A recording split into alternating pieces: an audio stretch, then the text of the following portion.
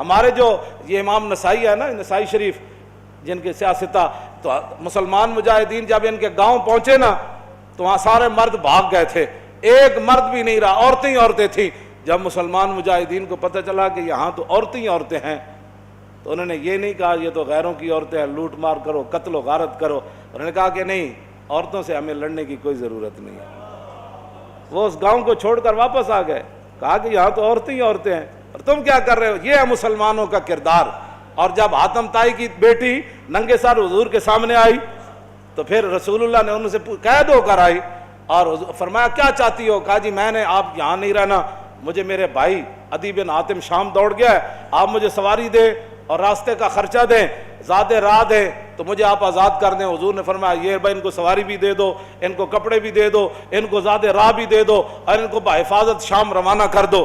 جب وہ شام پہنچی نا، عدی بن حاتم، حاتم طائی کے بیٹا، ان کا بھائی نے کہا تھا میں نے حضور کا کلمہ نہیں پڑھنا، جو مرضی ہو جائے۔ جب وہ بہن بھائی کے پاس پہنچی تو پہنچنے کے بعد اس نے پوچھا تو کہاں سے آ رہی ہے؟ انہوں نے کہا میں تو رسول اللہ کے دربار سے آ رہی ہوں۔ انہوں نے کہا پھر کیا ہوا؟ انہوں نے کہا میں تو قید ہو گئی تھی۔ انہوں نے کہا پھر تجھے قتل نہیں؟ انہوں نے کہا قتل کی بات کرتا ہے تو قتل کی بات ہے؟ انہوں نے کہا تو نے کیسا ان کو پایا؟ انہوں نے کہا بھائی جان ایتھے سمجھ آنے والی گل نہیں۔ انہوں نے کہا میں تے نہیں مننا۔ انہوں نے کہا جلا ہویا ایک بار جا تے صحیح، تو ویکھ تے صحیح، تو آیا نہ درتے کیوں بد نصیبہ، ہزاروں رنگاں وچ رنگیں دے محمد۔ بہن دے کہن ہوتے عدی بن حاتم کہنے میں تو تیز سواری رکھی ہوئی سی، میں تو نس آیا، میں حضور دا کلمہ نہیں پڑھنا۔ بہن کہنے لگی ایک باری جا تے صحیح، یہ دسن والی گل کوئی نہیں، ایک باری تو جا کے چہرہ انور ویکھ تے صحیح، خلق عظیم ویکھ تے صحیح، انہاں دی اخلاق تے عادات ویکھ تے صحیح جلیا۔ وہ کہندے میں اتھوں نسدا آیا، نسدیاں پھر میں جدو آیا تو مینوں پتہ چلیا حضور مسجد نبوی شریف وچ تشریف فرماون۔ کہندے میں جدو جا کے حاضر ہویا تو حضور اٹھ کھڑے ہوئے میرے واسطے۔ انہاں مولویاں پیراں خود اخلاق کے وجہ پیش کیتے، میں تو انہوں سچی گل کر رہا۔ ارے نہ چونکہ خود نہیں اس راستے تے چلنا سی تے چونکہ ایسے تھے تو پھر چونکہ ایسے تھا تو پھر کیوں جی؟ اور جڑی عورت رو رہی سی اپنے عزیز دی قبر ہوتے، حضور قریب تو گزرے تو فرمایا اسبری، انہوں نہیں سی پتہ رسول اللہ فرما رہے ہیں، انہیں سر رکھے ہوا۔ غم چیز ہی ایسی ہوندی، اسی واسطے حضور نے فرمایا میرا امتی پناہ منگے، غم بندے نو تباہ کر کے رکھ دیندا۔ انہیں کہا مینوں کہنے والے اسبری، جے تینوں یہ مصیبت پہنچی ہوندی تو تم مینوں نہ کہندا ہے گا۔ میرے آقا نے یہ سنی گل تے حضور چل پے، اس عورت نو کوئی گل نہیں فرمائی۔ اس سے یہ بھی پتہ چلتا ہے کہ جب آدمی اگلا اس حالت میں ہو تو اس کو تبلیغ نہیں کرنی چاہیے، بس جو بات کر دی وہ کر دی، بات ختم ہو گئی۔ زبردستی کسی نو ڈھا کے منانا ہے، لبیک دا نعرہ جنوں سمجھ نہیں آیا ہن تسی انہوں ڈھا کے کی منانا ہے؟ اور مینوں یہ دسو تسی جیڑا اے نہیں کہندا حضور میں بھی لبیک کا اتنا ہی مانا ہے، حضور میں بھی حاضر، میرے بچے بھی حاضر، میرا مال بھی حاضر، میری عزت بھی حاضر اور میرے ماں باپ بھی آپ کے لیے حاضر، اس سے زیادہ لبیک کا کوئی معنی نہیں ہے۔ اور تاجدار ختم نبوت کے نعرے کا اس سے زیادہ کوئی معنی نہیں کہ ساری دنیا طے و بالا ہو جائے لیکن حضور کی ختم نبوت پر پیرا ہر صورت میں ہوگا، بس اس سے زیادہ تاجدار ختم نبوت کا ہاں جی اس سے زیادہ لوگ ان کو سیاسی نعرہ بنائے پھرتے ہیں، پیڑا اور تے پھکیاں اور امت اس نعرے پر کھڑی ہو گئی اور وہ نیچے اختلافات تھے امت ان کو بلا گئی، انہوں نے کہا بس بھائی لبیک۔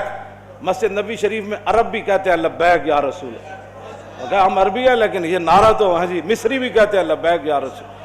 پورا عالم اسلام نہیں پوری دنیا کہہ رہی ہے اس وقت لبیک یا رسول اللہ، ہاں لبیک یا رسول اللہ۔ تو اس سے بڑا اللہ کا کیا کرم ہو سکتا ہے کہ امت اختلافات کو بھلا کر حضور کی غلامی کے لیے جمع ہو گئی۔ اور اقبال کہتا تھا میں کہتا تھا اقبال کی یہ خواب کب پورا ہوگا کہ اقبال کہتا تھا زان کے ملت را حیات از عشق اوست اور برگ و ساز کائنات از عشق اوست۔ اقبال کہتا تھا کہ ملت کی حیات، ملت کی ترقی، ملت کا عروج اور پوری دنیا پر اسلام کے غلبے کی ایک ہی وجہ ہے کہ امت حضور سے پیار کرے، حضور سے عشق کرے۔ تو میں کہتا یہ کیسے ہوگا، لیکن رب ہے جو چاہے کرے۔ یہ نہیں پتا تھا کہ ممتاز قادری نے جو تختہ دار پر لبیک کہا تھا اس نعرے کی برکت سے پوری امت ایسے کھڑی ہو جائے گی۔ ہاں جی بات اتنی ہے کہ او عورت نے حضور نال گل کی تھی کہ مجھے بہت مصیبت پہنچی ہے، اس کو تو پتہ نہیں تھا یہ رسول اللہ ہے. اور غم کتنی عجیب چیز ہے کہ وہ حضور کی آواز کو بھی نہ پہچان سکا. اللہم انی اعوذ بک من الغم والحزن، حضور کی اپنی دعائے مبارکہ ہے کہ میرا امتی کہ میں پناہ مانگتا ہوں غم اور حزن سے. ہاں جی، یہ بڑی ڈاڈی شے ہے. اب میں جو بات اگلی کرنے لگا ہوں، بعد میں جب صحابہ آئے تو انہوں نے کہا آپ کو پتہ ہے جنہوں نے آپ کہا تھا اصبری صبر کرو وہ کون تھے؟ کہا نہیں. انہوں نے کہا وہ تو خود رسول اللہ تھے. وہ میں نے حضور کو یہ جواب دیا ہے. وہ کہتی ہے میں پھر گئی جلدی جلدی حضور کے دربار پر. میں جو بات کرنے لگا ہوں وہ یہ ہے. وہ کہتی ہے جب میں حضور کے دروازے پر پہنچی تو میں نے کوئی وہاں چوکیدار نہیں پایا. 50 گارڈ اگے تے 50 پیچھے. اس حضرت صاحب نہ سلام کون لوے گا؟ جتیاں پوان والے اور جبے پوان والے اور تے میک اپ کرن والے اور. ہاں جی، میں تے نہیں پڑھیا نہیں جو اس وقت حسنہ جلیا. اسے واسطے تو ایک باری جڑا حضرت عدی بن حاتم آئے نا تے جدو رسول اللہ نال ملاقات ہوئی حضور اٹھ کھڑے ہوئے تے عدی بن حاتم کہندے نے میرے دل نے گواہی دیتی ہے اللہ دے رسول. کیوں جی؟ فرماندے پھر حضور نے میرا ہاتھ پکڑیا تے حضور اپنے در اقدس کی طرف گھر دی طرف چل پے. کہندے راستے ایک بڈھی مائی مل گئی. عورتاں نوں ویسی گلاں نہیں مکدیاں تے مائی بھی ہوے تے پھر بڈھی بھی ہوے. کہندے انہوں نے اتنی لمبی گفتگو حضور نال کیتی تے حضور دے چہرہ انور تے بھی ناگواری دے آثار ظاہر نہیں ہوئے کہ میرے نال مہمان ہے تو بس بھی کر. ہوں کہندے نے میں کھڑ کھڑ کے تھک گیا، لیکن رسول اللہ نے ایک بار بھی اس مائی نو نہیں فرمایا کہ مائی بس کر اور کام تھوڑے. کہندے انہوں نے اپنی پوری گفتگو مکمل کی تھی تو پھر حضور چلے نہ جدوں. کہندے دوسری باری میرے دل نے گواہی دیتی حضور اللہ دے رسول. تو کہندے جدو رسول اللہ گھر تشریف لے آئے تو حضور دا ایک مبارک تلائی سی جہدے تے حضور آرام فرماندے سن. کہندے نے اودے وچ کھجور دی چھال بھری ہوئی سی، کھجور دے پتے بھرے ہوئے سن. اس تے او بدن مبارک سوندے سن جنہاں دے بارے حضرت انس کہندے نے میں 10 سال خدمت کیتی. حضور نہ سلام لیا، ہزاراں واری لیا، حضور دے مبارک ہتھاں نوں بوسہ دتا، چومیا. ما مسست خزن ولا حریرن ولا شیئن قط الین من کف رسول اللہ. نہ میں کوئی ریشم نو ہاتھ لایا نہ کائنات دا کوئی اور نرم کپڑا ہو جائے میرے ہاتھ وچ آیا کہ حضور دے مبارک ہاتھ تو نرم ہاتھ ہوے. کیوں جی؟ حضور اس تلائی تے سوندے سن جہدے وچ روئی نہیں سی، کھجور دی چھال بھری ہوئی سی. نہ انہاں کدی چھال اوتے سونا ہے، نہ انہاں کدی بدر جانا ہے، نہ انہاں کدی جناب تلوار پکڑ کے خندق وچ پہرے دینے. انہیں تو کہنا یہ لبیک والے کیا کر رہے ہیں؟ اسلام تو امن کا درس دیتا ہے. میں کہا دسو نا خندق وچ کتنے بندے آئے؟ کیوں جی؟ خندق وچ کتنے بندے آئے؟ یہ دسو نا قوم لوگاں نو. اذا جاءتکم جنود فارسلنا علیہم ریحا وجنودا لم تروا وکان اللہ بما تعملون بصیرا اذ جاءوکم من فوقکم ومن اسفل منکم وزاغت الابصار وبلغت القلوب الحناجر وتظنون باللہ الظنونا هنالک ابتلی المؤمنون وزلزلوا زلزالا شدیدا واذ یقول المنافقون والذین فی قلوبہم ما وعدنا اللہ ورسولہ ہاں فی قلوب مرض ما وعدنا اللہ ورسول اللہ غرورا. یہ تو منافق کا کام ہوتا ہے جب مشکل وقت او جی دیکھا گریک ٹاؤن ہو گیا اور میں کہا پھر کی ہویا. یہ تو منافق کا کام ہوتا ہے کہ جب مشکل حالات آئے تو کہ دیکھو جی جن کا دیکھو جی اللہ رسول ساڑھے نہ ہاتھ میں ہاتھ کرنے دا معنی کر رہے ہیں، لفظی معنی تو نہیں نہ بنتا.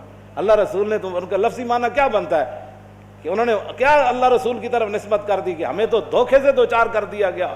ہاں جی ہمارے ساتھ یہ دیکھو کیا بن گیا کہ جناب ہمیں تو وہ کہتے تھے ہمیں تو پیشاب کرنے کا جو خوف ہے کہ پیشاب کرنے جائیں گے بندہ مار دے گا. تو کیسر و کسرا کب فتح ہوں گے؟ یہاں مدینے میں تو پیشاب کرنے کی سہولت نہیں رہی. 25,000 کا لشکر. منافق کا کام ہی یہ ہوتا ہے کہ وہ جب صحابہ ادھر جو ہے وہ کیا کارنامے سر انجام، اور منافق ان کا بھی رب نے قرآن میں بیان فرمایا کہ منافق کہنے لگے کہ ما وعدنا اللہ ورسولہ وَإِذْ قَالَتْ طَائِفَةٌ مِّنْهُمْ يَا أَهْلَ يَثْرِبَ لَا مُقَامَ لَكُمْ فَارْجِعُوا وَيَسْتَأْذِنُ فَرِيقٌ مِّنْهُمُ النَّبِيَّ يَقُولُونَ إِنَّ بُيُوتَنَا عَوْرَةٌ وَمَا هِيَ بِعَوْرَةٍ إِن يُرِيدُونَ إِلَّا فِرَارًا. کیوں جی یہ منظر بیان نہیں کیوں نہ چلو چلیے چلیے چلیے توبہ کرو تھے حال ہی کوئی نہیں. 25,000 کا لشکر آ گیا آج تے بچی کسی دی نہیں ہونی. کہنے لگے حضور گھر لگے پیچھے گھر میں بندہ کوئی نہیں کی بڑھے گا. اللہ نے فرمایا میرے حبیب گھر تے کاشانہ اقدس جدو آپ گھروں چل کے آ گئے تے آپ دا پیچھے گھر کوئی نہیں, صدیق اکبر دا گھر کوئی نہیں, فاروق اعظم دا گھر کوئی نہیں, عثمان غنی دا گھر کوئی نہیں, حیدر کرار دا گھر کوئی نہیں, انہاں دے گھر وکھرے آ گئے. میرے حبیب گھر لگے ہون دا مسئلہ نہیں, یریدون الا فرارا, اے تے چھا میدان چھڑ کے نسن لگے. او جی ہمارا لبیک سے تعلق نہیں ہے, مشکل ٹائم جو آ گیا, ہاں جی مشکل ٹائم, ہمارا لبیک سے تعلق نہیں, یہی تو بات ہے. لیکن قرآن, اقبال کہتا اگر درس قرآن ہم نے بلایا ہوتا, یہ زمانہ نہ زمانے نے دکھایا ہوتا.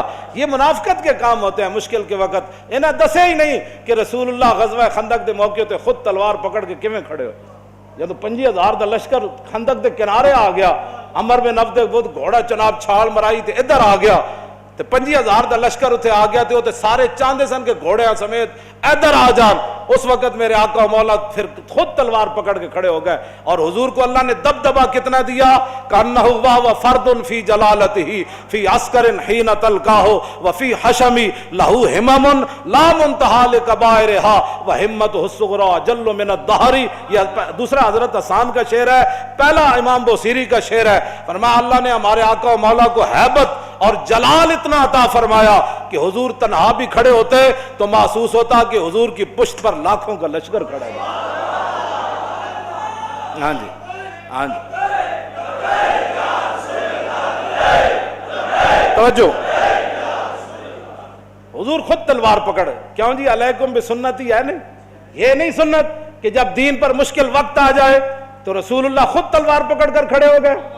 کیا یہ ان کے لیے سنت نہیں تھی کہ جب حضور کی ختم نبوت پر مشکل وقت آیا, حملہ ہو گیا اور حضور کی عزت پر حملہ ہو گیا, تو کیا قوم کے رہنماؤں کی, مذہبی رہنماؤں کی, پیروں کی, فقیروں کی, مولویوں کی یہ ذمہ داری نہیں تھی کہ خود میدان میں ایسے نکل آتے؟ یہ ہے نا علیکم بسنتی و سنت الخلفاء. کیوں جی الراشدین, اور سنت خلفاء کیا ہے؟ یہ تو حضور کا اپنا اس طریقہ مبارکہ ہے نا. سنت خلفاء کیا ہے کہ جب جنگ یمامہ میں مسلمہ آیا تو افضل الخلق بعد الرسل, آپ نے فرمایا بدری ہوئے یا غیر بدری ہوئے, بڑھا ہوئے یا جوان ہوئے, اکھاڑا صحابی ہوئے یا نابینا ہوئے, ہاتھ سلامت ہومن یا کٹے ہومن, سارے یمامہ پہنچو. خلفاء دی بھی یہی سنت ہے. جب ختم نبوت کا مسئلہ آیا تو پھر سیدنا صدیق اکبر خود بھی تلوار پکڑ کے چل پے, لشکر تے روانہ کیتے نا, ہاں جی خود بھی چلن لگے. حضرت مولا کائنات علی مرتضیٰ نے روکیا, فرمایا ابو بکر جو آپ کو کچھ نقصان ہو گیا تو ہمارا کیا بنے گا. مزید ویڈیوز اور اپڈیٹس کے لیے یوٹیوب پر علامہ Khadim Hussain Rizvi official channel subscribe کریں اور بیل آئیکن پر بھی کلک کریں.